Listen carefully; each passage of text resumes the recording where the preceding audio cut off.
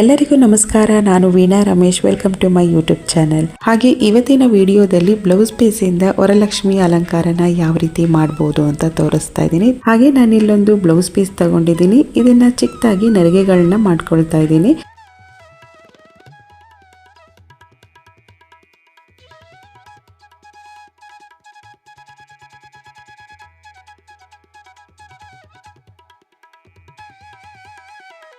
Blouse ಪೀಸಲ್ಲಿ ನೆರಿಗೆಗಳನ್ನ ಮಾಡಬೇಕಾದ್ರೆ ಕರೆಕ್ಟಾಗಿ ಒಂದು 3 ಇಂಚಿನ ಅಳತೆಗೆ ನೆರಿಗೆಗಳನ್ನ ಮಾಡಿಕೊಂಡ್ರೆ ತುಂಬ ನೆರಿಗೆಗಳಿದೆ ಅನ್ನೋ ರೀತಿಲಿ ಕಾಣಿಸುತ್ತೆ. ಸೊ ಬ್ಲೌಸ್ ಪೀಸಿನ ಅಳತೆ ತುಂಬ ಕಮ್ಮಿ ಇರುತ್ತೆ. 1 ಮೀಟ್ರು ಇಲ್ಲ 1.5 ಮೀಟ್ರ್ ಇರೋದ್ರಿಂದ 3 ಇಂಚಿನ ನೆರಿಗೆಗಳನ್ನ ಮಾಡಿಕೊಂಡ್ರೆ ತುಂಬ ನೆರಿಗೆಗಳಿದೆ ಅನ್ನೋ ರೀತಿಲಿ ಕಾಣಿಸುತ್ತೆ. ಬಟ್ ಸೀರೆ ತುಂಬ ದೊಡ್ಡದಾಗಿರೋದ್ರಿಂದ ಸೀರೆಯಲ್ಲಿ ಸ್ವಲ್ಪ ದೊಡ್ಡದಾಗಿ ನೆರಿಗೆಗಳನ್ನ ಅಮ್ಮನವರಿಗೆ ಅಲಂಕಾರ ಮಾಡಿದಾಗ ನೋಡಬೇಕಾದ್ರೆ ತುಂಬಾ ಚೆನ್ನಾಗಿ ಕಾಣಿಸ್ತಾ ಇರುತ್ತೆ. ಹಾಗೆ ನಾನಿಲ್ಲಿ ಬ್ಲೌಸ್ ಪೀಸಲ್ಲಿ ತೋರಿಸ್ತಿರುವಂಥ ಅಲಂಕಾರ ಬೇಗನೆ ಮುಗ್ದೋಗುತ್ತೆ. 1 ಅವರಲ್ಲೇ ನಾವು ಕಂಪ್ಲೀಟಾಗಿ ಲಕ್ಷ್ಮಿ ಎಲ್ಲ ರೆಡಿ ಮಾಡ್ಕೊಬಹುದು.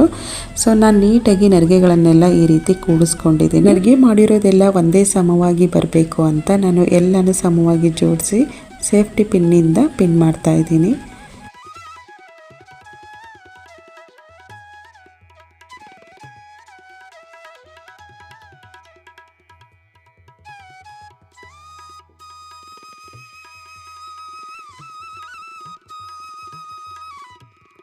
ಬಟ್ಟೆ ತುಂಬ ನೆರಿಗೆ ಮಾಡಿ 2 ಕಡೆ ನೆರಿಗೆ ಬರೋ ರೀತಿಲಿ ಮಧ್ಯದಲ್ಲಿ ಡಿವೈಡ್ ಮಾಡಿ ಇಟ್ಕೊಂಡು ಇದನ್ನ ಹಾಗೆ ಫೋಲ್ಡ್ ಮಾಡಿ ಇಟ್ಬಿಟ್ಟು ಇವಾಗ ಕಳ್ಸಕ್ಕೆ ರೆಡಿ ಮಾಡ್ಕೊಳ್ತೀನಿ.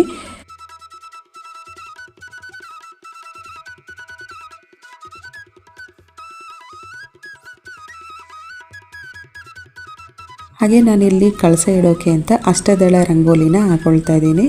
ರಂಗೋಲಿ ಹಿಟ್ಟನ್ನ ಯೂಸ್ ಮಾಡ್ದೇ ಅಕ್ಕಿ ಹಿಟ್ಟಲ್ಲಿ ರಂಗೋಲಿನ ಹಾಕೊಬೇಕು.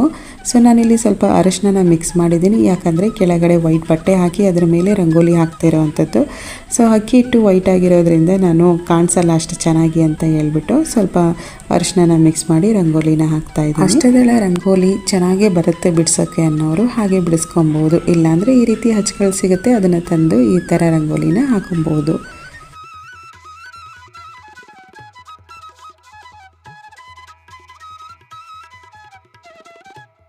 ಯಾವಾಗಲೂ ಅಷ್ಟೇ ಕಳಸ ಇಡಬೇಕಾದ್ರೆ ಬರೀ ನೆಲದಲ್ಲಿ ಕಳಸನ ಇಡಬಾರ್ದು. ಒಂದು ತಟ್ಟೆಯಲ್ಲಿ ಫುಲ್ಲಾಗಿ ಅಕ್ಕಿನ ಇಟ್ಬಿಟ್ಟು ಅದರ ಮೇಲೆ ಕಳಸನ ಇಡಬೇಕು. ನಾನು ಅಕ್ಕಿಯಲ್ಲಿ ಶ್ರೀ ಅಂತ ಬರೆದು ಕಳಸನ ಇಡ್ತಾ ಇದ್ದೀನಿ. ಇಡಬೇಕಾದ್ರೆ ಬಿಂದಿಗೆ ತುಂಬ ನೀರಿರಬೇಕು. ನಾನು ರೆಡಿ ಮಾಡಿ ಇಟ್ಕೊಂಡಿರೋ ಬ್ಲೌಸ್ ಪೀಸ್ನ ಈ ರೀತಿ ಸುತ್ತಿ ನೆರಿಗೆ ಫುಲ್ಲಾಗಿ ಕವರ್ ಮಾಡಿ ನೆರಿಗೆಗಳನ್ನು ಒಂದೇ ಸಮವಾಗಿ ಜೋಡಿಸ್ಕೊಂಡು ಪಿನ್ ಮಾಡ್ಕೊಳ್ಳಿ. ಸೊ ಹಿಂದೆ ಸ್ವಲ್ಪ ಲೂಸ್ ಆಗ್ತಿದೆ ಅಂತ ಅಂದರೆ ಹಿಂದೆ ಒಂದು ಪಿನ್ ಮಾಡಿಕೊಂಡ್ರೂ ಆಗುತ್ತೆ. ಸೊ ನಾನು ಇಲ್ಲಿ ನೆರಿಗೆಗಳನ್ನೆಲ್ಲ ಸಮವಾಗಿ ಜೋಡಿಸ್ಕೊಂಡು ಸೇಫ್ಟಿ ಪಿನ್ನ ಹಾಕ್ತಾ ಇದ್ದೀನಿ. ಸೊ ಫುಲ್ಲಾಗಿ ನೀಟಾಗಿ ಜೋಡಿಸ್ಕೊಂಡು ಒಂದು ನೆರಿಗೆನೂ ಬಿಡ್ದಂಗೆ ಪಿನ್ ಮಾಡಿಕೊಂಡ್ರೆ ಫಿನಿಶಿಂಗ್ ತುಂಬ ಚೆನ್ನಾಗಿ ಬರುತ್ತೆ. ಸೊ ನಾನೆಲ್ಲನೂ ಒಂದೇ ಸಮನೆ ಜೋಡಿಸ್ಕೊಂಡು ಪಿನ್ ಮಾಡ್ಕೊಳ್ತಾ ಇದ್ದೀನಿ. ಹಾಗೆ ನಾನಿಲ್ಲಿ ಪ್ರಾಪರಾಗಿ ಪೂಜೆ ಮಾಡಿ ತೋರಿಸ್ತಾ ಇಲ್ಲ, ಬರೀ ಬ್ಲೌಸ್ ಪೀಸ್ನ ಯೂಸ್ ಮಾಡಿಕೊಂಡು ಯಾವ ರೀತಿ ಅಮ್ಮನವರಿಗೆ ವರಲಕ್ಷ್ಮಿ ದಿನ ಅಲಂಕಾರನ ಮಾಡ್ಕೊಬಹುದು ಅಂತ ತೋರಿಸ್ತಾ ಇದ್ದೀನಿ. ಕಳ್ಸಕ್ಕೆ ಒಂದ್ಸಲ ಬ್ಲೌಸ್ ಪೀಸ್ನ ಕಟ್ಟಿದ ಮೇಲೆ ನೆರಿಗೆಗಳನ್ನೆಲ್ಲ ಸಮವಾಗಿ ಜೋಡಿಸ್ಕೊಂಡ್ರೆ ನೋಡೋಕ್ಕೆ ಅಂದವಾಗಿ ಕಾಣಿಸುತ್ತೆ.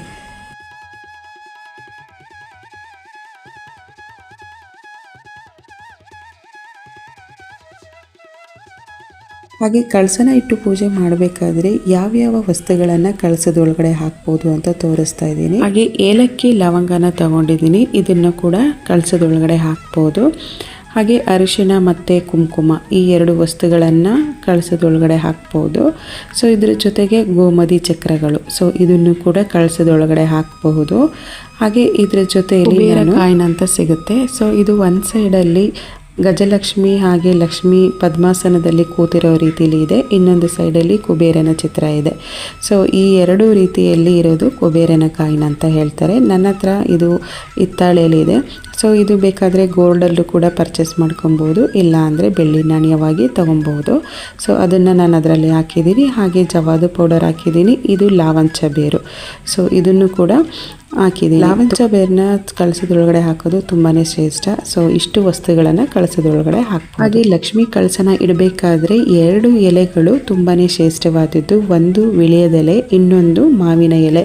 ನಾನಿಲ್ಲಿ ಮಾವಿನ ಎಲೆನ ಬಳಸ್ಕೊಳ್ತಾ ಇದ್ದೀನಿ. ಹಾಗೆ ವಿಳೆದೆಲೆ ಆಗಿರ್ಬೋದು, ಮಾವಿನ ಎಲೆ ಆಗಿರ್ಬೋದು, ಎಲೆಗಳು ತೂತು ಇರಬಾರ್ದು, ಸೊ ಹೋಲ್ ಇರಬಾರ್ದು. ಈ ರೀತಿ ಎಲೆಗಳನ್ನ ನೋಡಿಕೊಂಡು ಕಳಸದಲ್ಲಿ ಹಾಗೆ 5 ಮಾವಿನ ಎಲೆಗಳನ್ನ ನಾನು ಇಲ್ಲಿ ಇಡ್ತಾ ಇದ್ದೀನಿ. ವಿಳೆದೆಲೆ ಆದ್ರೂ 5 ಇಡಬೇಕು, ಮಾವಿನ ಎಲೆ ಆದ್ರೂ 5 ಇಡಬೇಕು. ಹಾಗೆ ಕಳಸಕ್ಕಿಡುವಂಥ ತೆಂಗಿನಕಾಯಿ ಕಣ್ಣು ಕಾಣಿಸ್ಬಾರ್ದು, ಪೂರ್ತಿ ಮುಚ್ಚಿರಬೇಕು, ಈ ರೀತಿ ಇರಬೇಕು. ಮನೆಯಲ್ಲಿ ಅಮ್ಮನವರ ಮುಖವಾಡ ಇಲ್ಲ ಅಂದರೆ ತೆಂಗಿನಕಾಯಿಗೆ ಅರಿಶಿನ ಹಚ್ಬಿಟ್ಟು ಹಾಗೆ ಈ ರೀತಿ ತಿಲಕದ ಡಿಸೈನ್ನ ಪೇಪರಲ್ಲಿ ಕಟ್ ಮಾಡಿ ಇಟ್ಕೊಂಡು ತೆಂಗಿನಕಾಯಿ ಮೇಲೆ ಇಟ್ಬಿಟ್ಟು ಸ್ವಲ್ಪ ಒದ್ದೆ ಮಾಡಿ ಕೆಂಪು ಕುಂಕುಮದಿಂದ ಸ್ಪ್ರೆಡ್ ಮಾಡಿದರೆ ಆಯಿತು. ತಿಲಕ ತುಂಬ ಚೆನ್ನಾಗಿ ಬರುತ್ತೆ. ತೆಂಗಿನಕಾಯಿಗೆ ಅರಿಶಿನ ಹಚ್ಚಿದಾಗಲೇ ಸ್ವಲ್ಪ ತೇವ ಇರುತ್ತೆ, ಆವಾಗಲೇ ಈ ಪೇಪರನ್ನು ಹಾಕಿಬಿಟ್ಟು ಕುಂಕುಮನ ಹಚ್ಬೋದು.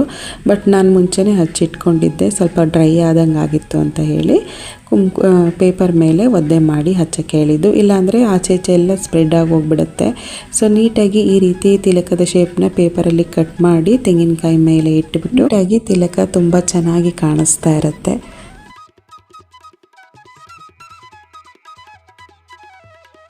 ಸೊ ಇವಾಗ ತೆಂಗಿನಕಾಯಿಗೆ ನಾನು ತಿಲಕ ಎಲ್ಲ ಇಟ್ಟು ರೆಡಿ ಮಾಡಿ ನೀಟಾಗಿ ಕಳಸದಲ್ಲಿ ತೆಂಗಿನಕಾಯಿನ ಇಡ್ತಾ ಇದ್ದೀನಿ. ಸ್ವಲ್ಪ ದುಂಡು ತೆಂಗಿನಕಾಯಿ ಹಾಗೆ ಜುಟ್ಟು ಸ್ವಲ್ಪ ಉದ್ದ ಇರೋದನ್ನು ತಗೊಂಡ್ರೆ ಇನ್ನೂ ಅನುಕೂಲ ಆಗುತ್ತೆ. ಹಾಗೆ ಕಳಸದ ಹಿಂದಕ್ಕೆ ಹೂವಲ್ಲೇ ಒಂದು ಪ್ರಭಾವಳಿ ಮಾಡೋಣ ಅಂತ ಮಾಡ್ತಾ ಇದ್ದೀನಿ. ತುಂಬ ಚೆನ್ನಾಗಿ ಕಾಣಿಸುತ್ತೆ.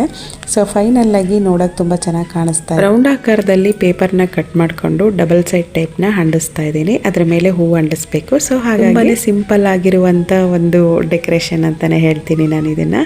ಸೊ ಇವಾಗ ಇದು ಪೇಪರ್ ಎಲ್ಲ ರಿಮೂವ್ ಮಾಡಿಬಿಟ್ಟು ಸೇವಂತಿಗೆ ಹೂಗಳನ್ನ ಅದ್ರ ಮೇಲೆ ಇಟ್ಟರೆ ಆಯಿತು ಅಷ್ಟೇ. ತುಂಬ ಚೆನ್ನಾಗಿ ಕಾಣಿಸ್ತಾ ಇತ್ತು ನೋಡೋಕ್ಕೆ.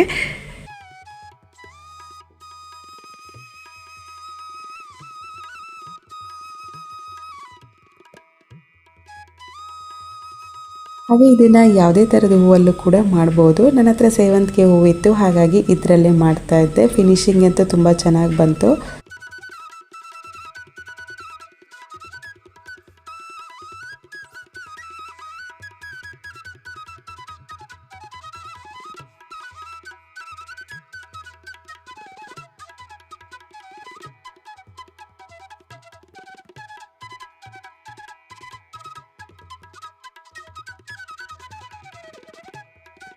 ಹಾಗೆ ಫೈನಲ್ ಲುಕ್ ಈ ರೀತಿ ಇದೆ.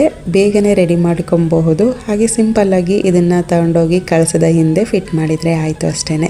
ಹಾಗೆ ಕಳಸದ ಸುತ್ತ ಒಂದು ಹೂವನ್ನ ಹಾಕಿ ರೆಡಿ ಮಾಡಿದರೆ ಹಾಗೆ ನಾನು ಇಲ್ಲಿ ಪೂರ್ತಿ ಪೂಜೆನ ಯಾವ ಥರ ಮಾಡೋದು ಅಂತ ತೋರಿಸಿಲ್ಲ. ವರಲಕ್ಷ್ಮಿ ಹಬ್ಬದ ದಿನ ಒಂದು ಬ್ಲೌಸ್ ಪೀಸಿಂದ ಯಾವ ರೀತಿ ಸಿಂಪಲ್ಲಾಗಿ ಅಲಂಕಾರನ ಮಾಡ್ಕೊಬಹುದು ಅಂತ ತೋರಿಸಿದ್ದೀನಿ.